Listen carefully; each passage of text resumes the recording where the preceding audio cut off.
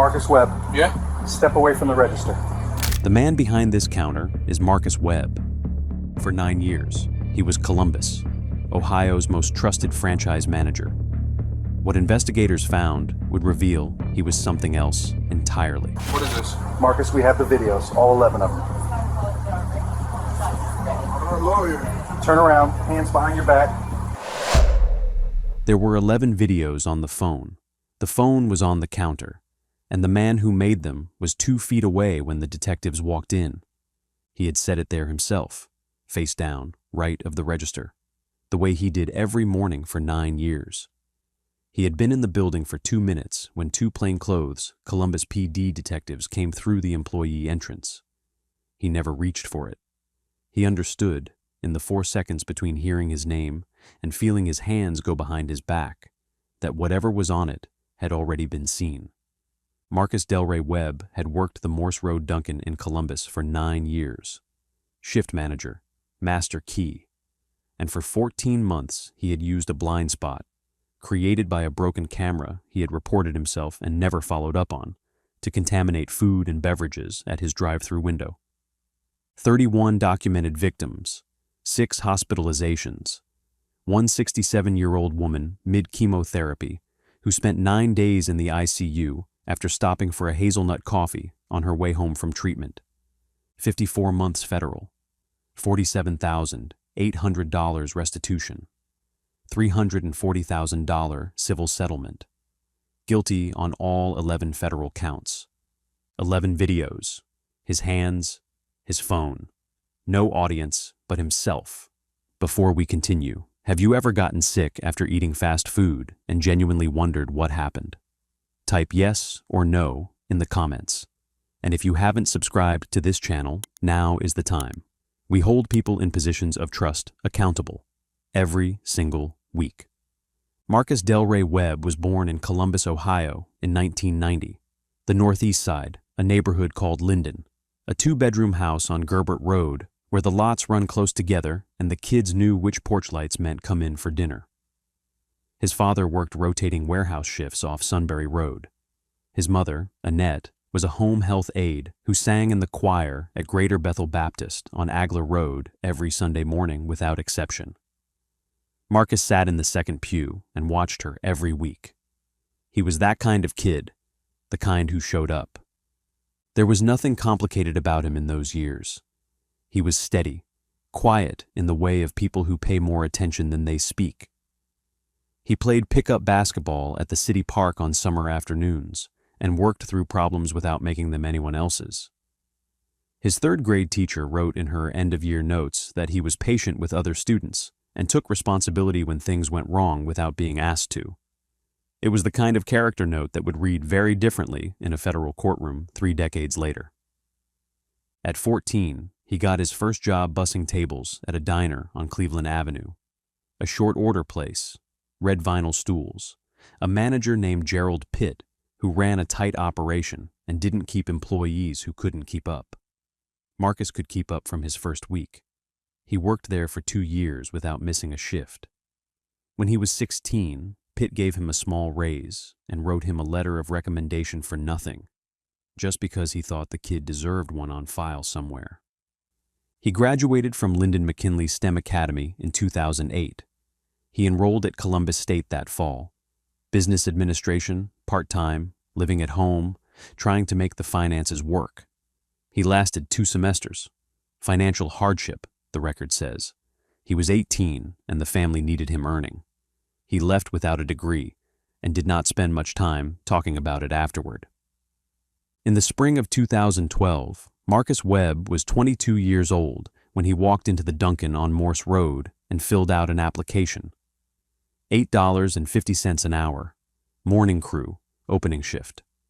He showed up at 4:45 on his first day, 15 minutes before he was required to be there.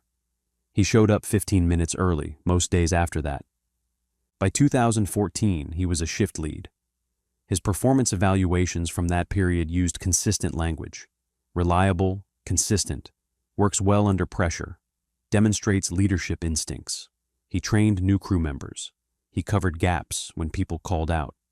He handled the morning rush without raising his voice, and newer employees asked to be scheduled on his shifts because working for him was easier than working for most of the others.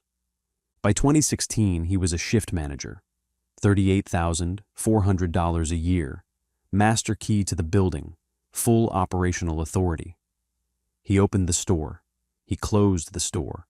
He set the tone for every shift he ran. Roland Osei, the franchisee who owned the Morse Road location and 3 others across Columbus, had been in the business for 16 years. He considered this his most consistently run store. He said so at the annual staff meetings. Marcus Webb was the reason he could say it. In 2017, Marcus received the franchise's team MVP recognition. He received it again in 2019. Roland Osei shook his hand both times in front of the entire assembled staff.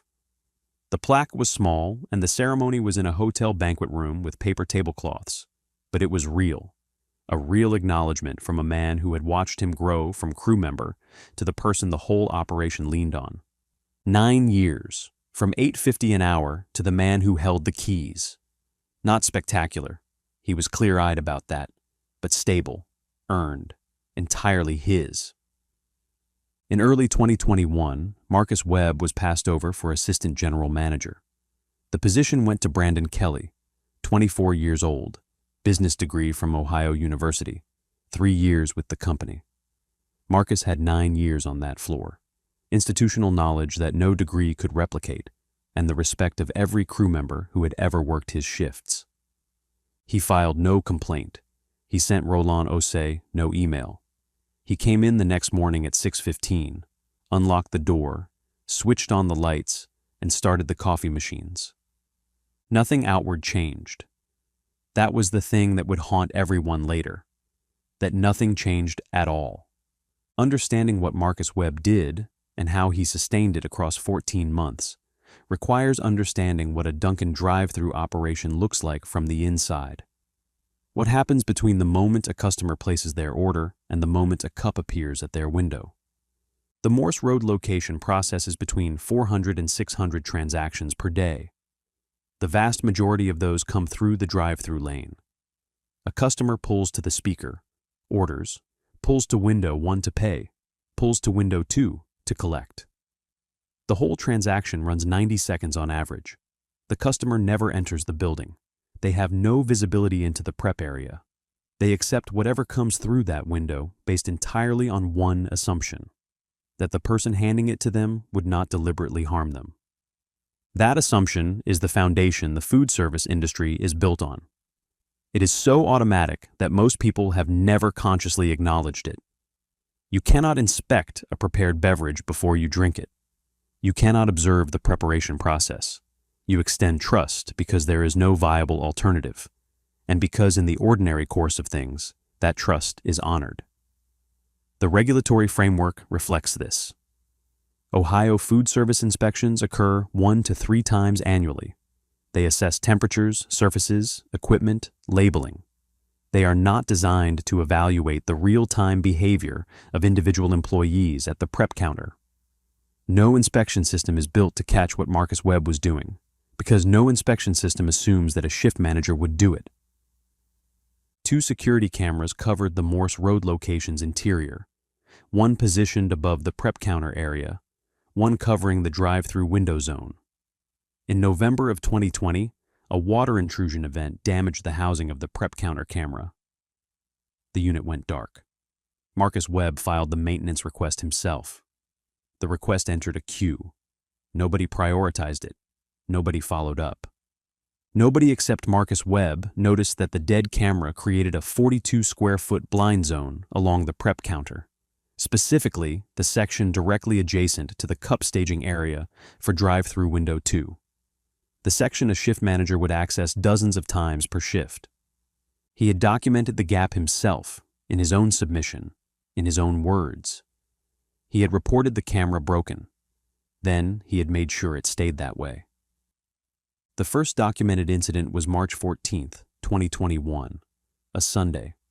The drive-thru had backed up to 6 cars during the mid-morning rush, a wait time approaching 8 minutes, which triggers a district-level review flag. A customer at window 2 became confrontational about a wrong order.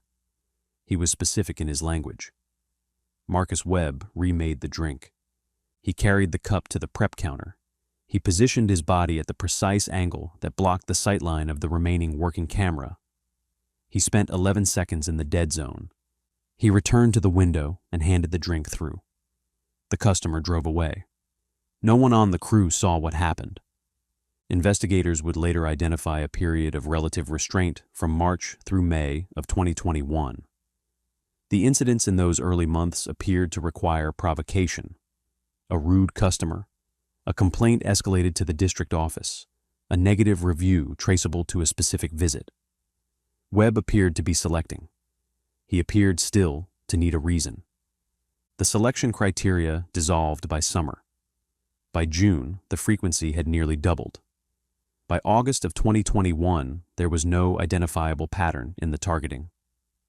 The lead federal investigator's trial notes described the behavior in those later months as habitual and self-reinforcing, no longer dependent on external triggers, no longer requiring justification, even internally. And then there were the videos. Sometime in mid-2021, the exact date was never established, Marcus Webb began filming himself during the acts. He opened TikTok on his personal iPhone, created a draft, and recorded. He did this 11 times over approximately 4 months. He saved every video. He never uploaded any of them. He never sent them to anyone. He never showed them to a single person. When investigators asked him about the videos after his arrest, before he invoked counsel, he provided 2 words of explanation. Just for me. Deja Simmons was 19 years old and had been at the Morse Road location for 3 months when she saw something in late July she could not fully name. She described it afterward as Marcus doing something weird with a cup. She said nothing to management. She didn't have the standing, she felt. She was new. He was the manager. She wasn't sure enough. She quit in August for a retail position at Easton Town Center. She didn't think about what she'd seen again until she caught a local news segment 6 weeks later. Between April and September of 2021, the location's Yelp page received 3 reviews from customers reporting beverages that tasted strange or off. Roland Osei investigated each one as a potential product consistency issue. He contacted his supplier, he received assurances, he logged the interactions and moved on. The June 2021 health inspection found 0 violations. No one asked why a shift manager had submitted a maintenance request for a broken camera and never checked on the repair. No one noticed that the camera had been dark for 9 months. No one connected 3 online reviews to a person. 31 customers drove through that window between March and September. None of them knew what they were driving into. Patricia Ann Holloway drove through the Morse Road Dunkin drive-thru on September 3, 2021 at 2:47 in the afternoon. Medium hazelnut coffee, Visa debit card, 89 seconds from speaker to window. She put the cup in her cup holder and drove home to Westerville. Patricia Holloway was 67 years old. She had been a school librarian for 28 years, the Minerva Park branch of the Columbus Metropolitan Library, where she was known for handwritten book recommendations she tucked into return slot bags and for Halloween reading displays that parents brought their kids to see specifically. She had been diagnosed with colorectal cancer 14 months earlier. She was mid-protocol at the James, the Arthur G. James Cancer Hospital at Ohio State. The afternoon of September 3rd, she had come directly from a chemotherapy infusion. She was tired and nauseated, and she thought a warm coffee might help. She had stopped at the same Dunkin a dozen times before. 3 days later, on September 6th, her daughter Renee drove her to Ohio Health Riverside Methodist at 2 in the morning. Severe gastrointestinal presentation. Fever of 103. Lab work confirmed on September 8th. Escherichia coli and non-food biological material present in clinical samples. Patricia Holloway was moved to the ICU. Renee Holloway Chambers called Columbus Public Health on September 9th. She had kept the receipt. Timestamp 2:47 p.m. She described the drink. She described the onset. A supervisor review request was filed that afternoon.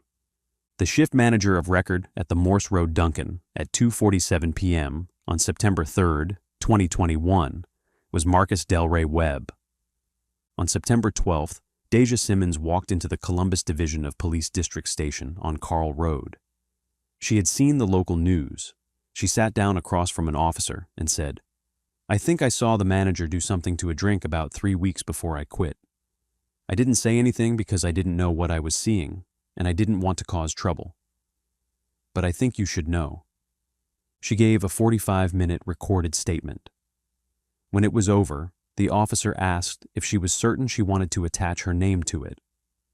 Deja Simmons looked at him and said yes, because a lady got sick. On September 17, 2021, investigators from the Columbus Division of Police, Columbus Public Health, the Ohio Bureau of Criminal Investigation, and the FDA Office of Criminal Investigations executed simultaneous search warrants at the Morse Road Dunkin and at Marcus Webb's apartment on Carl Road. At the store, they discovered two things Marcus Webb had no way of knowing. The first, the broken prep counter camera, the one he had reported in November 2020, the dead zone he had been operating inside for 14 months, had been repaired in mid-August by a different manager who had followed up on a separate maintenance request. Webb was never told. The camera had been running for 5 uninterrupted weeks before the Holloway incident, recording full coverage of the blind spot he believed was still dark. The second, the store's security system ran continuous backup archiving to an external drive. 14 months of footage from both cameras was fully recoverable. 3 investigators spent 2 weeks cross-referencing the footage against the point-of-sale transaction logs, working forward through 14 months of archived video. When the review was complete, they had identified 31 transactions where tampering was confirmed or strongly probable, 31 orders, 31 people who had pulled to a window and trusted what came back. At Webb's Carl Road apartment, the BCI Digital Forensics Unit extracted the contents of his iPhone. The TikTok draft folder contained 11 videos. Each video showed a black male in a Dunkin shift manager's uniform, face fully visible, identifiable without question, performing deliberate acts of contamination in the prep area of the Morse Road location. Every video was device timestamped. Every timestamp matched, within normal clock drift margins, a specific drive-through transaction in the point-of-sale archive. The lead FDA criminal investigator described the phone at trial with no elaboration, a complete and self-documenting record of criminal conduct, voluntarily preserved by the person who committed it. Investigators also recovered text messages Webb had not deleted from the device. February 14, 2021. Webb. Bro, if they only knew LMAO. Contact. Knew what? Webb. Nothing, forget it.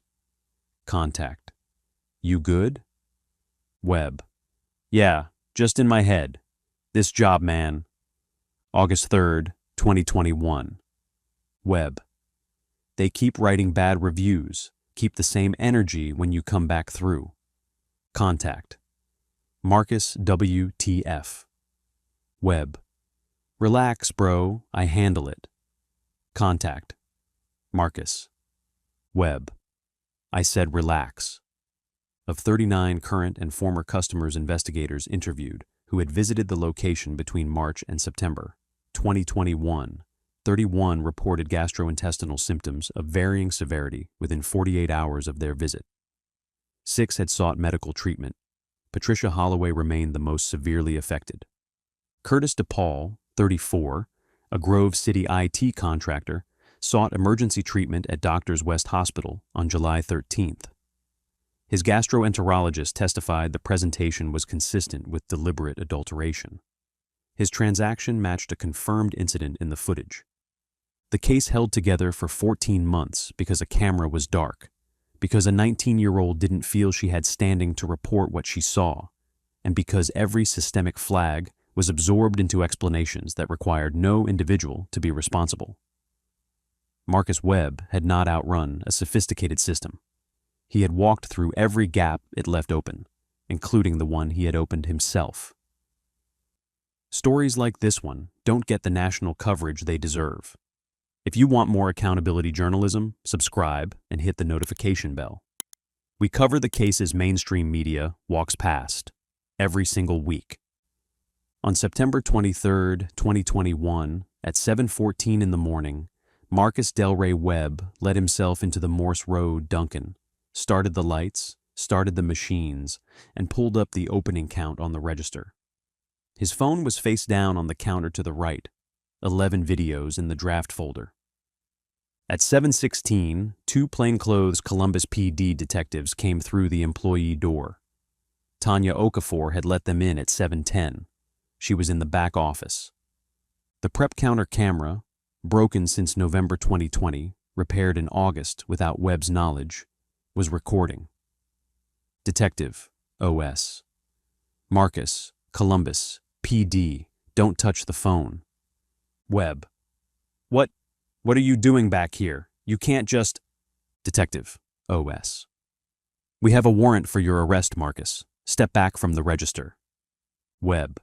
9 years. I've worked here 9 years. I have an opening shift. Detective, OS. Marcus, we have all 11 videos. Turn around. Webb. I want a lawyer. Detective, OS. Hands behind your back. The camera recorded the silence. In it, Webb's eyes moved to the phone, face down on the counter, 14 inches away. He looked at it for 2 seconds. Then the floor. He stepped back from the register. Both hands moved behind his back without instruction. The detective reached for the cuffs. He was in handcuffs at 7:17. The drive-through speaker crackled at 7:19. First customer of the morning at the menu board, waiting.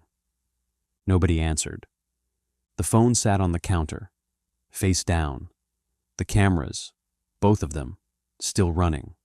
On October 19, 2021, a federal grand jury in the Southern District of Ohio indicted Marcus Webb on 11 counts. Tampering with consumer products with reckless disregard for risk of bodily injury under 18 U.S.C. Section 1365A, individual incident counts tied to specific transactions, and knowing adulteration of food under 21 U.S.C. Section 331. The Franklin County prosecutor filed concurrent state charges, 2 counts of felonious assault under ORC Section 2903.11, naming Patricia Holloway and Curtis DePaul. Defense attorney Thomas Maddox entered a not guilty plea. His strategy: no specific victim could be linked to any specific transaction with clinical certainty. He filed 3 motions to suppress. Judge Coffey denied all 3. Trial opened March 7, 2022. 9 days. 22 government witnesses. Maddox called 2, a pathogen transmission expert, and Gerald Pitt, Webb's former supervisor from the Cleveland Avenue Diner, who had known Marcus since he was 14. Pitt stopped on the stand and said he could not reconcile the man he was describing with the evidence in this courtroom. He didn't know if he ever would. The jury deliberated 6 hours and 12 minutes, guilty on all 11 federal counts. Franklin County returned guilty verdicts on both felonious assault charges the following week. 14 victims submitted impact statements. Renee Holloway Chambers read on behalf of her mother, Patricia, present in the courtroom, too ill to stand. She trusted that cup. She trusted that window. She had just finished treatment and she stopped for a coffee on her way home because she thought it might help with the nausea. And the person who handed it to her had decided she wasn't worth the basic human dignity of a clean drink. My mother spent 9 days in intensive care. We do not yet know the full extent of what this did to her body, on top of everything she was already fighting. She is 67 years old. She has cancer, and she has never once said his name out loud since this started. She told me she doesn't want to give him that. Judge Marlene Coffey addressed Marcus Webb directly at the May 3, 2022 sentencing hearing. She spoke for 11 minutes. Mr. Webb, what you did was not an impulsive act. It was not a failure of judgment in a weak moment. It was deliberate. It was systematic. It was documented across 14 months and 31 identified victims. And it was filmed by you on your own device, preserved specifically for your own private record. This court has considered that detail carefully and finds it not incidental, but central to its assessment of your conduct and your character. It reflects a satisfaction in this behavior, a need to keep it, that elevates this beyond anything that can be explained by frustration or grievance. The woman who consumed that beverage on September 3rd had just come from chemotherapy. She came to your window in her most physically vulnerable state, and you treated her with the same contempt you had been showing your customers for over a year. You did not know who she was. The evidence is clear that you did not care. The sentence I am imposing today reflects the premeditation your own records demonstrate, the scope of the harm you caused, and the fundamental disregard for the safety and dignity of the people who trusted you that this case makes impossible to overlook. Marcus Webb was sentenced to 54 months federal and 2 years state, concurrent. Restitution, $47,800. His employee badge was removed at the court's direction. He was remanded immediately. He is serving his sentence at FCY Elkton, Columbiana County, Ohio. Projected release with good behavior, 2026. The civil settlement, $340,000, was finalized in January 2023. Roland Osei issued a public apology and installed dual redundant cameras at all 4 locations within 60 days. Dunkin corporate updated food handling protocols network-wide. Patricia Holloway completed chemotherapy in the spring of 2022 and was in monitored remission as of the settlement proceedings. She asked for privacy. Deja Simmons appears by name in the public civil record. She has not commented. Her 45-minute statement helped close a 14-month case. She had been at the job 3 months when she saw something she didn't have words for. She found the words when it mattered. 31 people drove through that window and trusted what came back. One of them had just come from chemotherapy. One of them almost didn't make it home. The phone is in an evidence locker in Columbus. He never deleted a single video. That one took something out of me. But the case on your screen right now, it's on another level entirely. Watch it.